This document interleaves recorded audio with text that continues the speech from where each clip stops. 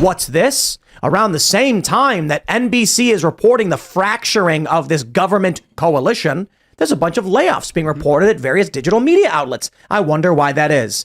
How much do you want to bet the federal government is illicitly supplying funding to digital media companies to hire people specifically for the purpose of lying to manipulate the public? Well, didn't Vice just lay off some more people and Sure Jubilee did. completely shut down?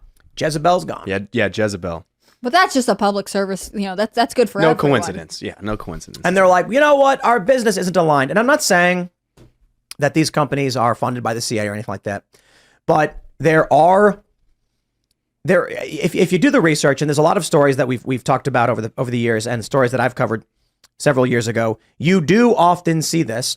There is government programs that provide funding that typically get used for propagandistic efforts. We know that the federal government provides crap loads of monies to public radio, which gets they do this game where it's like NPR doesn't get government funding. And then it turns out that no, some other organization gets funding, which then provides funding to NPR. So it's circuitous, but we see what you're doing. The CIA would never fund something to further push their interests. They've never done that, right? But I do think it's interesting.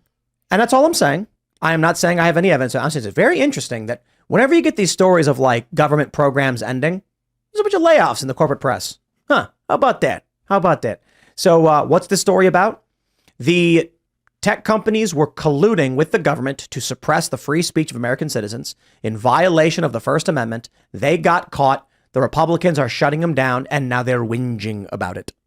Do you think people read this first sentence, a once robust alliance of federal agencies, tech companies, election officials, and researchers, and think these are the people I want to have in a robust alliance? These are the good guys. Like, yeah, these are the good ones. This sounds like it really is looking out for me. Or do you think the word integrity? That's true. It means the opposite, right? But I just wonder if the average American looks at this and says, oh, they are trying to pull one over me, because people don't trust the government. Some do. Some portions of voters really trust it, but a lot of voters are skeptical of it. And so it makes me think if you saw these words strung together, you'd be like, this is a good thing. We don't want this once robust But the alliance. way they write it, they act like it's such a big tragedy. Yeah. These people are abject evil. I'm sorry. The CCP is evil. I think I can't speak too much to Vladimir Putin because I don't know enough about Russia, but he appears to do many things that I would describe as self-interested and evil. But the CCP, I think, takes the cake. Russia may be a bit more vague and nebulous in terms of... CCP is bad, though. CCP is just abject evil. We can see the things they do in terms of militaristic expansion, the way they seize property, the way they control the lives of the people who live in China, the videos of people being tortured by police. Yeah, it's not a fun place to live. I'm not saying Russia is, but they're not as bad as the CCP. Still, I'm not a big fan of Putin. But these intelligence agencies and the things they're doing, this is evil. I'm sorry. They might sit there and think I'm the good guy. No, you're a crackpot, evil despot who thinks that your life is better than someone else's and you have a right to dictate what they think and do. You don't. I'll tell you what my view is. My view is more like if the American people believe stupid things, they're allowed to believe stupid things. Mm-hmm. And then the intelligence agencies are like, but we have to go fight Putin. And if the American people are doing stupid things, we'll fail. I'm like, that's too bad. A decentralized system is better than a centralized one. And here's why. If it is that 60% of the Americans are so dumb, they vote for a dumb policy, which causes problems for this country and serious ones. It is better than if you have one crackpot who believes tons of crackpot things and then drives the country into the toilet. What appears to be happening now is this country is no longer operating in a decentralized way. So we are getting hyper-centralized, ideologically driven crackpot decisions by the deep state, which is destroying the country. And then in the meantime, they're saying, but it's everyone else who's the problem.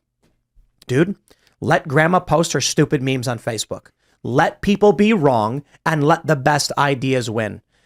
When you try to control everything and regulate everything, we look, there's a great meme Luke Rukowski posted, and it's the private sector from 1950 to today and the public sector from 1950 to today.